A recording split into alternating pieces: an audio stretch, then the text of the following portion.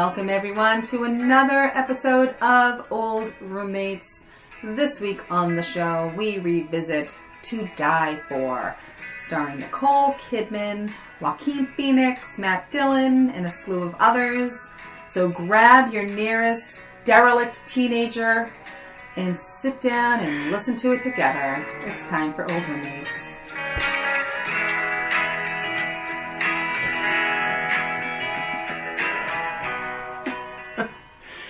Welcome everyone to Old Roommates, the only podcast that revisits pop culture through a middle-aged lens. I'm Brian. And I'm Christina. And today we are talking about To Die For, the 1995, 6? I have it written here somewhere. The Gus Van Sant. No, I don't. It's 90-something. 90s.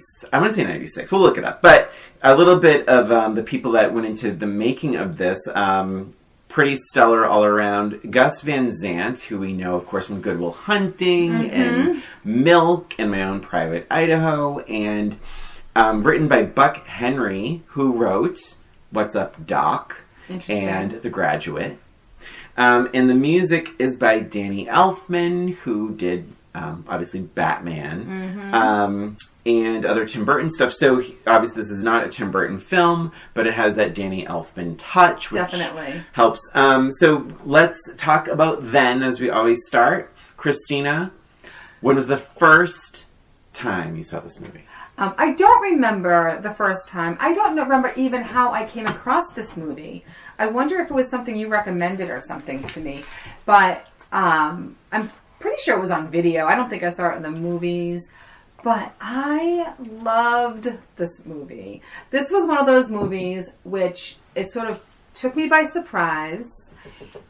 It was captivating. Like, it was one of those movies that just it held your attention. Obviously, it was based on that was it Letourneau case? The teacher who, 16-year-old... Wait, no, it wasn't Letourneau. No, Pamela Smart. Smart. Pamela Smart. Pamela Smart. Yeah. Sorry, Kate Letourneau. Similar stories, but not quite. But yeah. Pam Smart, who hired someone to kill her husband, allegedly, or whatever. But anyway, it was kind of built on that. So I loved this movie. I loved Nicole Kidman in it, and I've seen it several times since. Several? Really? Several times. I did not know that. Time. Yes. But yeah, loved it. So what about you? Oh my God, so I didn't know that. So I did see this at the movie theater back in 1995. I just looked it up. But I remember I saw it at the movie theater, and I liked it. I will tell you, it was a case of the trailer ruining a movie, because I was like, so it must start out with the murder, meaning because the trailer is all about the murder. Oh, interesting. And so I'm like, this can't be all leading up to the murder that we know is going to happen because of the trailer. And then even in the beginning, I think, of this movie, it's revealed that there's a scandal. Yeah, well, it's throughout. There's all these interviews with families. Yeah, so you know something is, it's all, foreshadowing, foreboding, and all that. But I thought the trailer was ultimately, in hindsight, after I saw the movie in 1995, that the trailer was one of the worst trailers. It was just not done very well, because it really front-loaded everything when it just gave way too much away. I mean, the trailer includes her, the line that she says, towards the end, right before she gets basically killed. She meets that guy. So... so I think to me, it was sort of a letdown. It was I liked it. I did like it, but I didn't love it. I was like, it's really just a longer trailer. Interesting. And do you think they did that on purpose because of the Pam Smart case? What do you think? Why do you think they did that way? Well, I think they wanted to say, it's a dark comedy. So it's all this murder swirling all around. And, but it's also, but it was all very, the dialogue's very light. It's very sort of colorful with Nicole Kidman, and I think they wanted to say, this is what you're getting yourself into. It is dark comedy. There's some camp to it. And that makes sense, because I feel like with the dark comedy, you sort of have to front load it a little bit, because otherwise people will go in there thinking it's a laugh riot comedy, and they'll be disappointed. Right. Or you'll think that it's drama, and you'll be disappointed. So if you don't know it's a dark comedy going in, you're going to be disappointed. Yeah, so I would say I remember liking it, not loving it. Mm-hmm. So, but it was certainly like, I mean, you know, a lot of good acting, and yes. So now. Should you want me to? Yeah, just jump in. So basically, what I'm about to say is a little controversial. Okay. It's a bold statement. I can't wait. I despise Joaquin Phoenix, his talent. Mm-hmm. I don't think he's a very good actor. I know he's won an Oscar. I know critics love him. I find him so annoying and unhuman. Mm-hmm. I find him to be like, I feel like every character he plays, he like mixes it with like an alien. His mannerisms don't feel like human mannerisms, and they don't even feel right for the character. Mm-hmm. I think maybe I'm trying to think of like a movie that I did like him in. I don't even know. Did you see the Joker? Was it the Joker he was in? What was he in? I haven't seen that. I haven't seen Joker. Okay. Did he? Oh my God! Wait, did he win an Oscar for that too? I feel like he was nominated. He did, right? Did he win? Oh my God! My brain. So then that means he's won too, because he won. Wait a minute. Did he win for the Johnny Cash movie? I think he might have. Oh God, we'll look it up. I'm gonna look it up as you're speaking. But basically, I know he's a critic's darling, and I know a lot of people like him. I mean, I couldn't stand him in Her. I liked him in parts of like The Master, but I was like, nope, there he goes again, doing his weird alien, weird voice actor thing. Yeah. I just never felt like I'm watching a real character or a real person. I just feel like I'm watching Joaquin Phoenix act weird, and I don't understand. He's like, it just always seems like such an oddball zombie. Like, no matter what character he's playing, he mixes that in there. And I don't know why people like it so much. Yeah, I think it's because of I truly think, I agree with you, first of all. I think it's because the characters he chooses are, the roles are few and far between, first of all. But also, he chooses these oddball characters. So you never see him, at least I've never really seen him play a normal guy walking down the street to buy a pack of cigarettes. You know, like, he's always these weird characteristic, like, caricatures of other people. So I think he chooses those on purpose. And then when he has, like, this weird kind of portrayal of them, people are like, oh my gosh, he did such an amazing job. And it's like, well, that's kind of what he was supposed to be doing. Yeah. I'm not sure it was an amazing job. It was more like, these are the roles he's choosing. So maybe he's really good at choosing roles for him because he likes to do those really oddball kind of characters. Mm-hmm. That's sort of what I'm thinking. Yeah. I mean, he does pick oddball characters for sure, but I think he makes them even odder to the point where it's like almost unbelievable. So I just looked this up. Joker was his first Oscar win for Best Actor. Whoops. But I'm not sure if it's... He was nominated, so I know he was nominated for Walk the Line. Oh, list of nominations, yeah. Yeah. Go on. Maybe he was nominated for The Master, too. I'm trying to remember. So that right off the bat, I'm like, I was sort of like, when we talked about revisiting this, I was like, okay, I'm like, I don't have to endure Joaquin Phoenix. But what I didn't really get the first time around, which I definitely caught this time around, did Nicole Kidman remind you of anyone? Oh my God, are you kidding me? Meg freaking Ryan. Yeah. In When Harry Met Sally, specifically, when she's in her 80s or whatever with the same bob. I could not get voice over it. Their mannerisms. She looks like her. Her breathing. Everything about her little little laughs. So like, I'm like, oh my God, when she's flirting with Matt Dillon, the one-on-ones are it's all Meg Ryan. It is all Meg Ryan. Do you know this history of this movie? Meg Ryan was offered $5 million for this part, and Meg Ryan turned it down.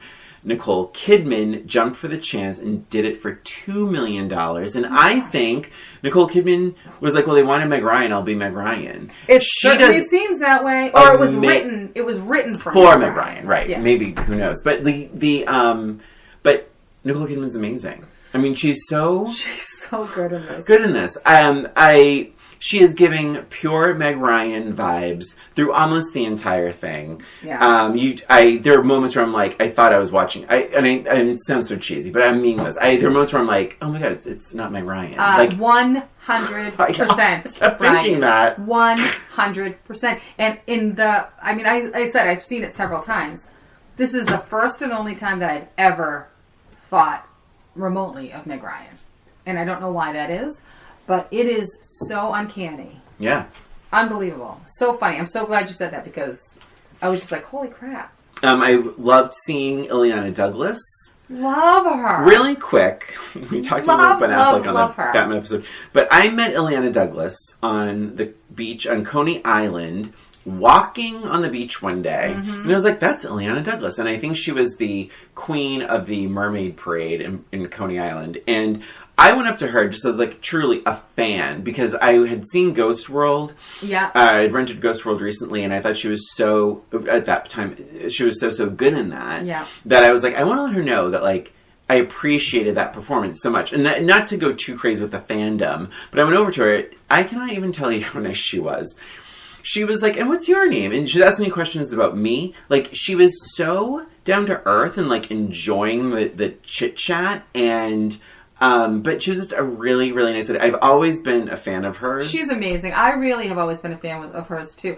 Cape Fear. Cape Fear. She's so good. Yeah. I mean, she's so good in so many roles. And she's always... I mean, she's never really a leading role, per se. She did one role that was called, like, Something from the Heart. It took place, I think, in, like, the 60s. She was, like, a solo music artist. Mm-hmm. I kind of remember it. Yeah, I'm trying to remember the name of it, but I'll look it up. She's one of those actresses that I think everybody kind of knows. Mm-hmm. I mean, maybe not. I could be wrong. I know. But I do feel like she steals scenes. Like in every movie she's in. She always has like kind of like a supporting, and she's so good. She's so natural. She is the opposite of Joaquin Phoenix. Oh my gosh. You see...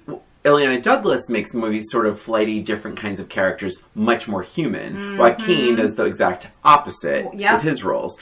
And I think, like, when I think about this movie, To Die For, like, her scenes, you just, like, feel like you're working next to her in the bar. You feel like she's, like, your friend. Your co-worker. She, like, skated away from you on the skating rink, and she's talking to a camera. You feel like you're working with her at the bar. Mm-hmm. Like, this is a lived-in, chill...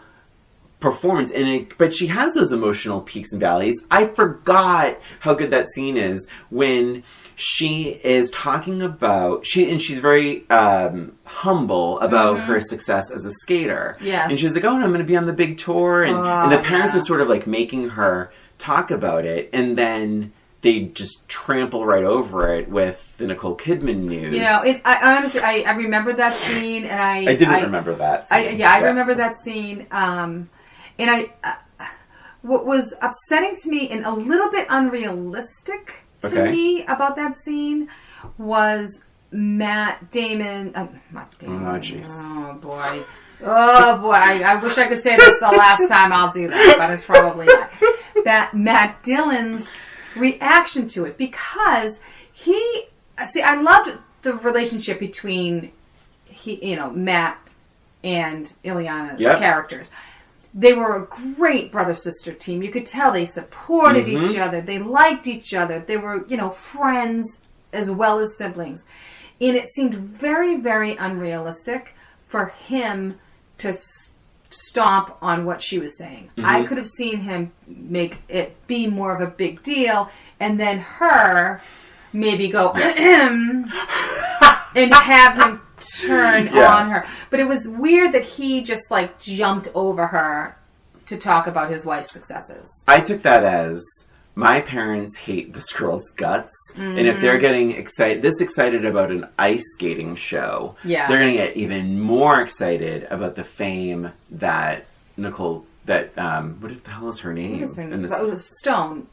Suzanne Stone. Suzanne's news is going to be even better. Yeah, I thought that was like a desperate. I thought that was like kind of desperate of him to like grab on. Like, well, if they're getting excited by that amount of fame, what do they hear about Suzanne's news? I could totally see that. Yeah. Before we veer off too much from Ileana, does she not remind you, or I guess, is she not reminded of Coco Peru?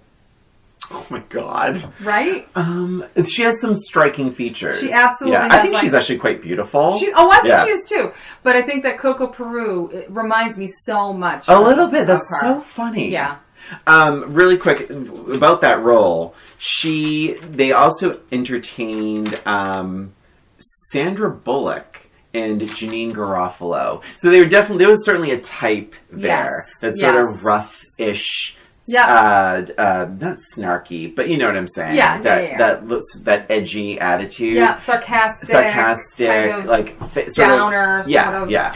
And I think that Sandra Bullock's persona at that point would have been interesting to see too. Sandra Bullock, I don't know. Well, she's a little at that point perky-ish. No. But that came later. What was she? Speed was when? Speed was 91, 92. Something like that, yeah. 92.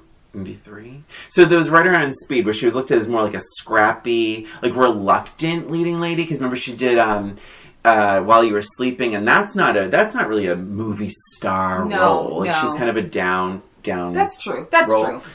Anyway, true. But Illeana Douglas did. She's great. So great. One of the highlights of the movie. I agree. Every time she showed up, I loved it. Although there were a couple of little holes in what she was doing, I have to say. I mean, I have very, very few negatives of this movie, to be honest. But she's supposed to be a professional ice skater. And one of the first things when they're interviewing, right? Yeah. So it's, I don't know, some sort of documentary style interviewing. And they kind of show up at these people's houses and stuff like that. But they show up at an ice skating rink. And she comes skating over to do the interview. And she was a little clunky skating over. And I noticed that almost right away. I'm like, she's supposed to be a professional ice skater. And it did not come across. But she hurt herself. Do you think she was still recuperating? Maybe. It wasn't clear. But she's, at the end, she's ice skating very well. Yes. Yes, but it's not her. I mean, think about that. Like, this is a documentary that's supposedly it happened after the fact. You're right. So it should be about the same time frame. That is fair, Christina. Thanks. So, and I don't know if you did any research. Is that her skating at the end? I kind of don't think it is, but it might. I mean, I don't know. I don't know.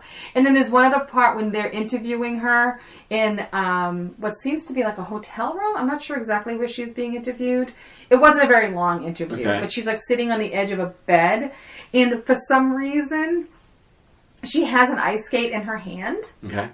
And I'm like, guys, we know she's an ice skater. Like, you don't need to have her have a skate or a conversation about skating in every scene that she's in. So it just seemed a little bit weird that she would have, like, an ice skate in her hand. Oh my God. You were watching this very intensely. I've seen this a lot, yeah. But, no, that was just a little bit. Just those two things, I'm just like, oh, what are you doing? Oh my God, I didn't notice the skate. I didn't notice the ice skate in her, like the holding the ice skate. Yeah, it was just like one little part and she was holding it. And I'm like, guys, we get it. She's an ice skater. I didn't catch that. I really liked the WWEN Weather Center, and he's like, Weather Center? Yeah. Like, I really liked her character. I like Suzanne. So good. I like Suzanne. Like, she was like, and it's funny because so much time has passed from 1995 that, like, it feels even more relevant now, where everyone's a little bit famous. Like, everyone is like the reality shows and people trying YouTube, TikTok, like all that stuff. Influencers, everyone's doing their own thing, and it feels much more timely this time around. And like, where she doesn't seem as crazy. Like people do take those chances. People do, like, I feel like you see those things pretty often where someone takes a little tiny thing and tries to make it a much bigger time for themselves. I think I was actually kind of like impressed by that. And it hit me in a different way where I'm like, you know what? there's nothing wrong with her trying to make the most of this little gig. Right. Like, and it feels much more of a now thing. Sure. Where everyone is trying to be a little famous and trying to get more followers, trying to get more attention, trying to be more in the press and the spotlight to often embarrassing degrees, like the things people will do. Well, what's funny about that too is, like I said, I'd seen this several times. And honestly, the last one, aside from this, was probably over 20 years ago. So it's not like I revisited it recently. Right. But I remember probably the second time I saw it, I was surprised because I had forgotten that the job that she got was such this little rinky-dink little thing. Like, I remembered she got that job, but I was thinking that she was more famous when all of this went down. Mm-hmm. And I'm like, oh my God, that she never left that job. Like, that was the one and only job that she had. It was like so funny, like kind of that realization. Yeah. And not remembering that she didn't. So that she obviously left like the impact that she was more successful with me is just like watching this movie. That's right. She gave me that impression that she was much more successful than she actually was. Yeah. Yeah. And let's see. So I'm trying to think.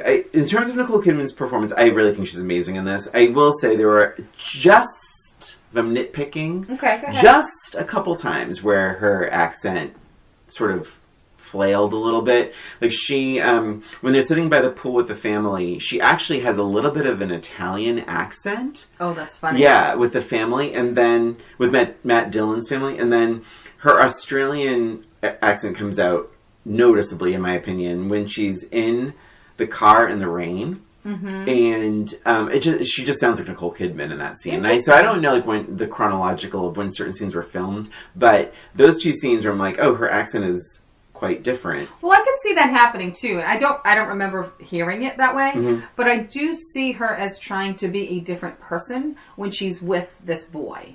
She's trying to be more of like, you know, a girlfriend, a little mm-hmm. cuter, a little sweeter, and a victim, mm-hmm. right? Because she's saying that he beat her or whatever. Yeah. So I could see her being a little bit, having it a little more difficult than this hard kind of, I am Suzanne Stone, and I am here from the, you know, blah, blah, blah, weather center. And then trying to tone it down to like a sweet little thing. I could see her slipping into like a different accent, for sure. That mm-hmm. makes sense to me.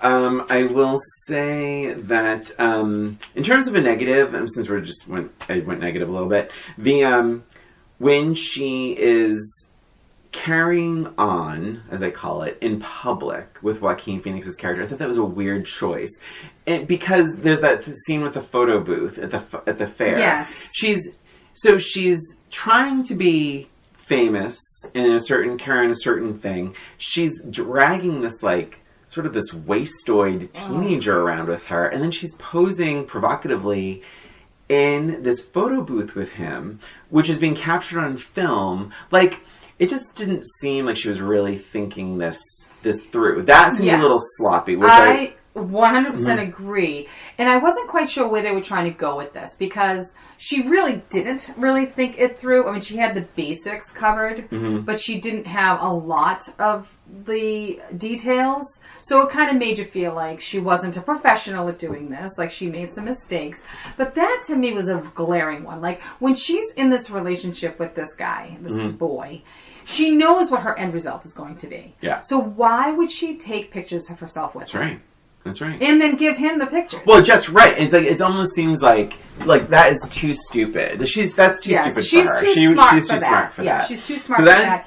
And yes, bring him out in public. And this, you know, and it's not just in public, but she's in this, like, a carnival. And he's gross. He's like, gross. She looks like a movie star, and he looks like some, I don't know, like he looks really gross, dirty drug addict kid. And she's like dragging him along. It's like, that is just a weird looking scene. It is. It's definitely something someone would look at. Yeah. And especially if she's feeling like she's more famous than she is, which I got that impression that she had this opinion of herself. I would think that she would be more careful, thinking that her fans are going to see. And, like, a carnival is a huge, there's so many people. Anybody could have seen her. Her in-laws mm-hmm. could see her. That's right. So at least, I mean, it would have made more sense if she just kept to when she was with the three of them in this job sort of atmosphere.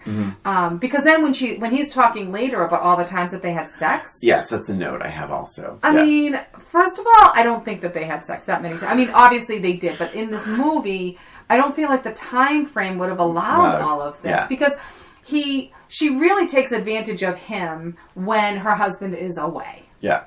Right. So that's why she chooses this time to do this seduction, right? So he wasn't away for that long. It was like a weekend or something. So it doesn't make sense that she would have... I mean, first of all, she's not going to have that sex that many times within a weekend. So when is she having sex with him? Yeah. Right? Well, I think that was just designed as a joke because he kept going on and on and on with all the sex they've had. But it's like it just doesn't add up, and it doesn't make sense chronologically. It doesn't really make sense as to why, if that's true. There's no reason because she could have done it once with him. She ended up holding her sex back from him until he promised to kill the husband or get the gun moment, right. So or agreeing, to it. I will say amazing. No, I don't understand. I know. Did you love that? Oh my god, my note. Amazing scene with Star Spangled Banner. Oh, what was that? Oh my god, why? It was when he was killed, I think. It was, I think... Oh, yeah. Because it goes to the TV. Yes. That's right. Yeah. So I like that, and I also really love... This is for me, it's the most iconic scene of this movie. Is when she brings the boombox to the funeral and plays all by myself. Oh, that is when you're okay, this is narcissism at its finest. This is the moment. Finest. I loved it. I loved it. I love it. I love that scene. And so true to her character. You could totally see her doing this. This makes sense because she is writing this story. She's creating this story for herself, and it needs drama. And what provides drama? Music. And telling a story. Every person at the funeral looking at each other like, what the hell is going on right now? This woman is messed up. Everybody, even the priest is like, what? And the song is not about love. No. It's not about marriage. It's not about it is her being all by herself. Yeah, it is all about hilarious. Her. And I love how clueless she is at how narcissistic she is. Don't you think that's hilarious? Oh my god, yeah. How clueless she is about it. If we're talking about cluelessness, even the idea that, oh my god, he wants me to work in his restaurant and hire bands, I must kill him. Yes, that's a leap. That is her train of thought. Anything other than him helping her to success, to fame, is... it doesn't fit her equation, so he has to be removed. It's not quite clear why she wouldn't. So here's the criticism, right? So why not just get divorced? But maybe she's thinking, well, no, a scandal would push me to fame. If there's some awful scandal when my husband's murdered, then if that's the way she's thinking, but it's never clear that she's actually thinking that way. Yeah. I felt it was a big leap for her to do that because. Through the whole entire relationship, she has the upper hand. She's the boss. He's a little puppy following her around. She's changing him. And, she's definitely the boss in this relationship. And it didn't make sense to me that he would come back home from somewhere and have this idea and want her to do this. And she wouldn't just be like, no, I'm doing this. You do what you want to do, but this is my path. It didn't make any sense why she wouldn't just do that. Yeah. Even with the kids, conversation. Because she was outspoken. Because she even said if you wanted Mary Poppins, what was it? No, if you wanted a babysitter, you should have married Mary Poppins. Yeah, so she was outspoken. She's strong and outspoken. She was outspoken. She never, she's always completely upfront with who she is and what she wants and everything else. So why would she all of a sudden be like, oh, he wants me to work in a bar, I'm going to kill him. So it doesn't make any sense to me at all. It should have been a little bit different I don't know how we would have gotten there, but I think that it should have been a little bit stronger argument about it. Yeah, I agree. Because then, if he wasn't murdered, there wouldn't have been a movie. But it's like, I mean, I think it's. But you're right. It needed to be more explicitly said why she felt so trapped. Like why that was the only way. Or just like, I want to be famous. Or maybe she's like watching the news, and the only thing on the news is these big scandals. And she's like, it's something that made it click. Yeah, would be good. The other thing I'm just thinking about right now, and you know me, I like to change these movies around. If anybody's listening, I'm good at it, I think. So think about this. Like, what if we didn't see the planning? Mm-hmm. What if we didn't see that she was actually the one that hired these kids? Mm-hmm. What if they just killed him? Mm-hmm. And it's a mystery to all of us if she actually did it. Much better movie. Right? Because the trailer even, question about it. The trailer even, I think, even includes her saying, "Do you have the gun?" There's no mystery in the trailer, and that's really a big problem I had with the first time I saw this movie. But that's really good. Like, what if it was all about like, no, she made, she. So no, she gets involved with this kid. Yeah. It could have been a lot. It could have been leading that way, but never having like that kind of conversation of getting the gun and planning it and doing all that. And then you see that they come and they kill him. And then you're not really sure if it was his idea or her idea. Mm-hmm. And then maybe, at the end when she gets murdered, because his family turns on her the second she's on the news saying, well, there was a side to him you didn't know. And she starts drugs. The drugs and yes, all that kind of stuff. So it's that moment when she starts dragging his name through the mud. They're like, you know what? I'm done with this. Right? So, and that would make sense. Yeah. Because they think that she did it. Do you know what I mean? So it's just, I think it would be a better movie that way. Mm-hmm. Not that I didn't love it. I did love this movie. Yeah. There's no mistake about that. I would watch it again in a heartbeat. So many great things about this movie. Mm-hmm. The mobster at the end that kills her is David Cronenberg, who is a very famous director. He did The Fly and a million other things. But that scene is so fucking creepy. Like, and it feels true because she is so obsessed with being famous or successful or whatever that she would go off with this guy. Like, and she's just waiting for her big break. She was expecting her big break, and this is her big break, and she makes the video, and it doesn't even occur to her. I will say also the same thing with George Segal at the table. Mm-hmm. When you're not, how it turns out because she ends up coming home and she's all sexed up and she's wearing that short dress and all that, and it does nothing for her, and which is like just so awful. And like that was when I was like, oh god, she has nothing from that, like other than like a letter, right? Or like did he even write a letter? Or he did not write the letter. Did you miss that part of it? She wrote the letter. So he had this like soul story, right? Yes, yeah. And the end of the story is she wrote the letter herself. Right, yeah. So when she was interviewing with Wayne Knight, which is like, you got to be kidding me. Wait, by the way, this is our third Wayne White movie. Jurassic Park. What was the second one? Basic Instinct. Oh, of course. Yep. So what's so funny, like he just keeps popping up in our revisits. Yep. Newman, for those of you who are familiar. Yeah. So to think that she was ready to give him that letter of recommendation, right, saying that she's good at blowjobs or whatever. To be on this little local cable station. I'm like, oh my God. I know. That's so crazy. Joaquin Phoenix, I will say, oh my God, he has a line, and he says, "We're in love." And he does a weird laugh after he says it. And then he says... It's like a Beavis and Butthead laugh. Yes, it is. Yes, it is. I wrote H-E-H-E. And then he says, one time at Russell's, about all the times they've had sex. I just don't get it. He was gross and very much like a Joaquin Phoenix character. Not believable. He was not believable. He was too stupid. Yeah. Too stupid. They should have given him a little something. Yeah. But also, it's never clear why he's so stupid. Like, is it drugs? Because when he's in prison, he's as stupid. Like, it's like... Did you feel a little bit like... I mean, honestly, it seemed like he had mental challenges.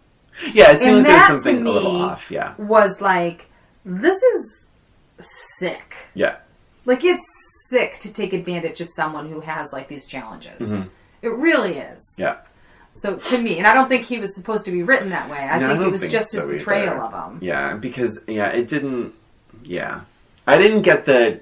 He seemed super off, but I assumed it was just, like, such a waste. Like, he was just wasted all the time. Mm-hmm. That's the way I took it. But he did seem... he seemed off. Definitely mentally challenged. The Russell character was at least a little more believable as, like, a juvenile delinquent.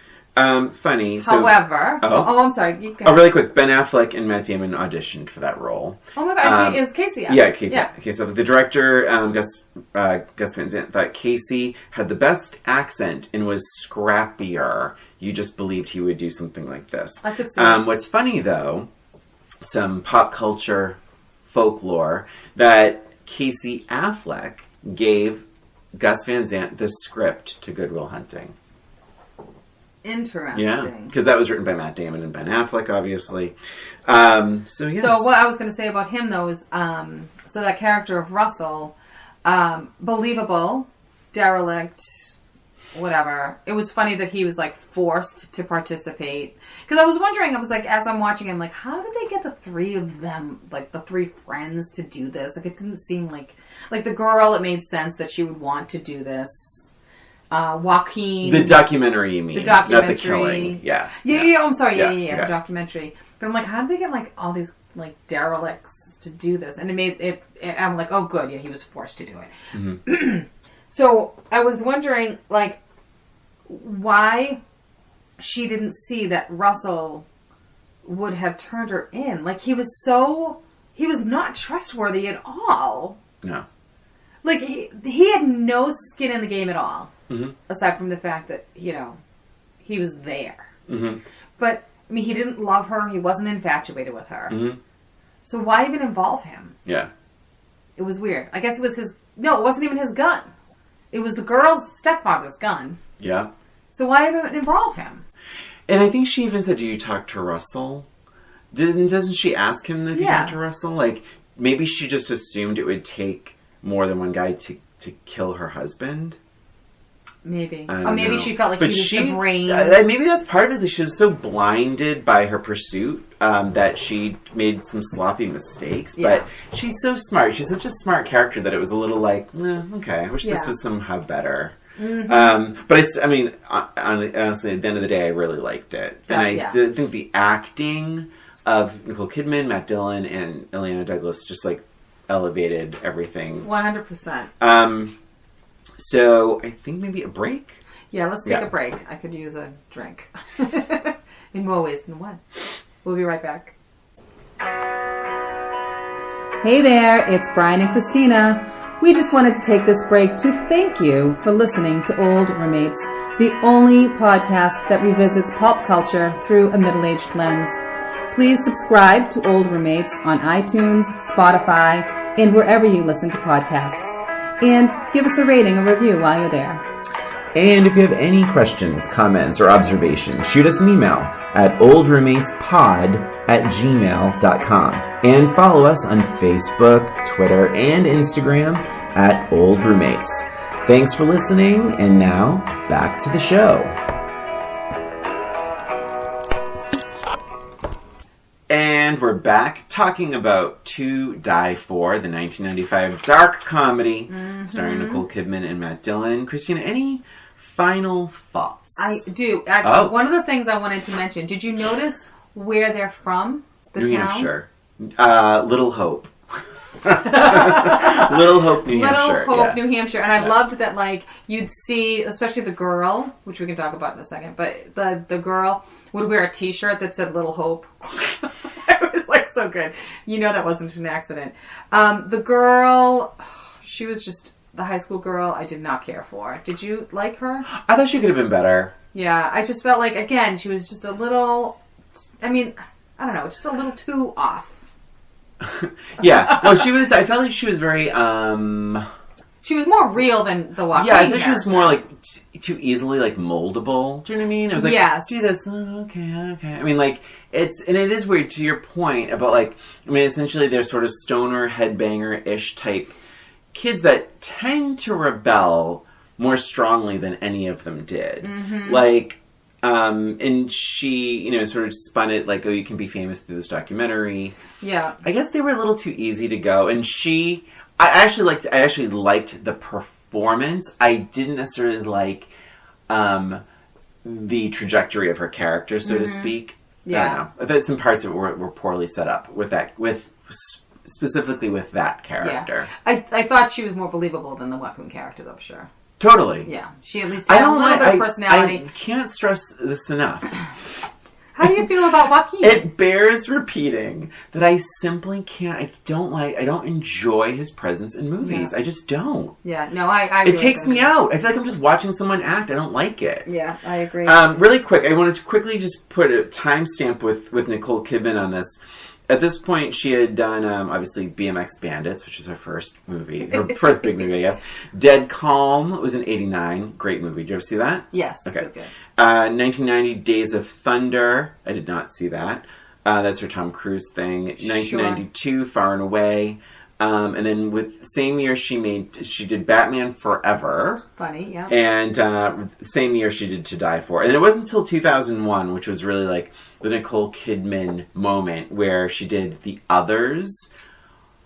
That, I think, is my favorite Nicole Kidman performance. Interesting. I think she is so good in The Others. I love that movie. And then Moulin Rouge was the same year as The Others. She won the Oscar for The Hours, which I don't really agree with because I just don't think. I mean, she's in the movie for like 8 minutes. Did you see it? They're always saying it was because she had like the fake nose or something, right? It was like, that's why. God forbid. God forbid she does not look beautiful. Nicole right? Kidman does not look beautiful in a movie. Yeah, anytime they look ugly, they get nominated at least. Or win. I mean, Charlize Theron, although she's amazing in Monster, but Charlize Theron the same thing. Oh my God, she is. I mean, yeah, there's a few of them that was a thing like for a bit. Meryl Streep's done that several times. Can't remember now though. So the other scene I wanted to mention too was the father with the baseball bat was so powerful, so good. Yeah, it upset me too. Yeah, it was really like you really felt like his frustration and his grief, and he just wanted that little bitch to die. Please, watching her talk about the drugs, I was like, oh, girl. Yeah. And that's another thing that was a little bit stupid, too, because she must have known that they had some sort of mafia ties. Well, also How stupid did she not know but that? I also feel like that's an easy thing to prove. It is an prove easy thing it. to prove. If someone said, prove it. Right. She wouldn't be able to. What is she doing? Yeah. So it's like anything to add to the scandal. But yeah, there were a couple moments where you're just like, that's just dumb. Yeah. Like she's such a smart, character. Yeah. And it really, I mean, I guess it just speaks to like, just how narcissistic she was. She didn't think through what she was saying. Yeah. She was just interested. Like when she was walking through, when it first happened and all the news cameras were there with the lights. That's the Star Spangled. No, is that the Star Spangled Banner I'm thinking of? No. I think... There's that scene where she's walking out of the house, or walking through the house. Yep. And she sees the lights. She sees the cameras. Like, the lights? And they outside, jump and she out realizes there. They're all there for cameras. Her. And she walks, and you could see her like fixing her hair. Oh yeah, and it's like walking in slow motion. It's amazing. I'm so glad you brought this up. That's an amazing. It's scene. A great scene. I love that scene. It's a really pinnacle scene. There's another one that was similar. Ah, damn it.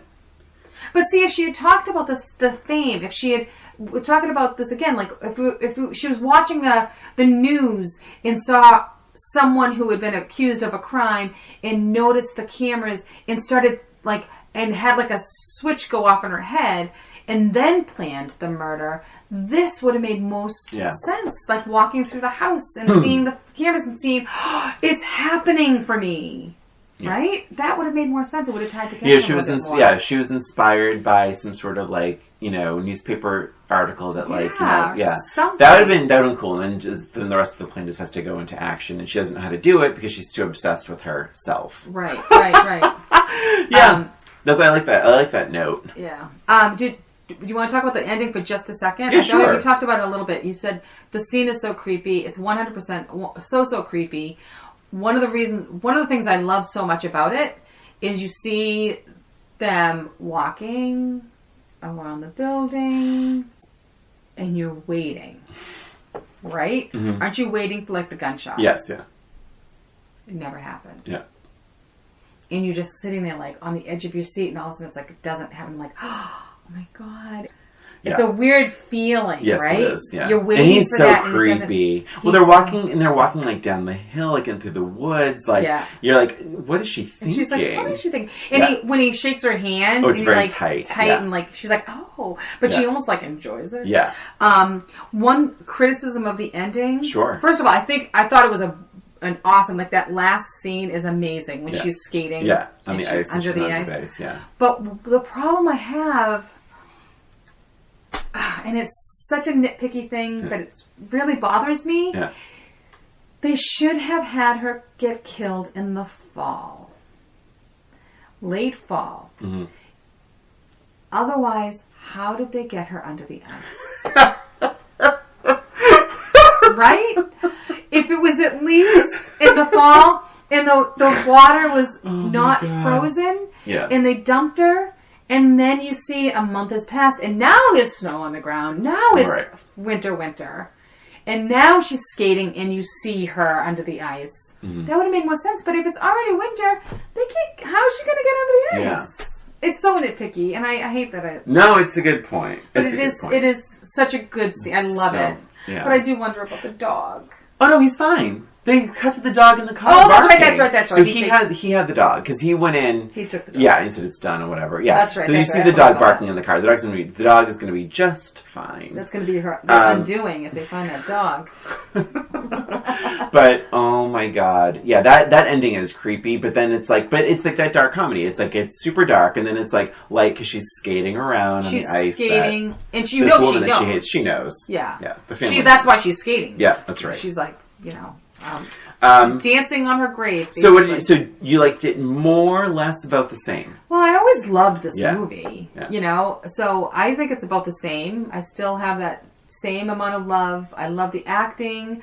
It is funny about the Meg Ryan. Yeah. Similarities. But yeah, I mean, the things that I didn't really love about it, I still don't love about it. The things that I loved about it, I really loved about it. So I feel the same way. Yeah, I liked it a little bit more. Yeah, the memory of the trailer was long gone. Good, and I was able to just like really enjoy it. I think again, so much of this acting is really, really good, and it is just entertaining. Yeah, and the music is so good throughout. We didn't. Really, I mean, we talked about Elfman doing it, but the Danny Elfman music, I really think helps keep it light. Yeah, it helps keep it light. If you imagine some other music, that's how powerful like music can be in a movie, and but that just really kept it like weirdly like farcical. Mm-hmm. Like it sounds like a circus, and I liked that. It's so good. Me too. 100%. I loved it. So are you ready for some questions? I am. I do have a question for you. Cool. I have an FMK. Okay. Do you want that first or what? It doesn't make a difference. Whatever you want to do. Okay. Let me just do this. And let's do that. Okay. FMK. Matt Dillon, Joaquin Phoenix, and Wayne Knight. Oh, those are good ones. Okay. Yikes. Okay, well, we all know who I'm marrying. Matt Dillon, 100%. Mm-hmm. Now it's a matter of effing. Because I could kill either one. This is a tough one. I don't find either one of them attractive. I guess I would have to F Joaquin. Yay! Is that what you thought? Yep. I mean, it was a tough one though, because I do feel like, you know how I am with these FMKs. Mm-hmm. When I'm thinking about the Fs, I'm thinking about the whole experience, and most of the time when I say kill for someone, it's because I can't F them because they probably smell. Got it.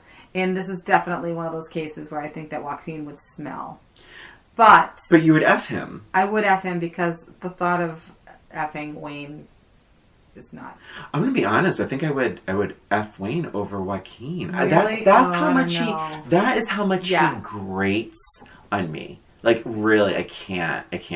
Yeah. But the F is the marriage is the same. Marry Matt Dillon. Yeah. I actually liked his character in this a lot. He was. We didn't really talk about him at all. We didn't. It's a good performance, and it's a great performance. I love that character him in this. Is likable. Like he's super likable and realistic too. Like not. You could totally see him falling for her. Yeah. You could see how she would fall for him. Yeah. I mean, what's not to love about him? He's. This is one of my favorite performances of Matt Dillon. Mm-hmm. Joaquin Phoenix, quickly, do you know, like, I'm pretty sure this is true. This is right? He is in Parenthood, but under a different name. He's the little kid in Parenthood, right? Is it under a different name? I don't think he's under a different name. Is he Joaquin Phoenix in Parenthood? I'm pretty sure.